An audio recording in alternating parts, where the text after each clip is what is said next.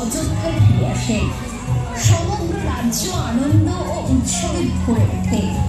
রামের এই কাহিনী চিরকাল আমাদের জন্য প্রেরণার উৎস। আসুন এই প্যান্ডেলের নিখুঁত কাজ ও কারিগরদের অপূর্ব নিদর্শন ও অসাধারণ চিত্রনাট্য পথের পুত্র রাজকুমার রাম সত্য ও ন্যায়পরায়ণ। পিতৃসত্য পালনের জন্য 14 বছরের বনবাসে বিদ্যান। তার সঙ্গে আছেন স্ত্রী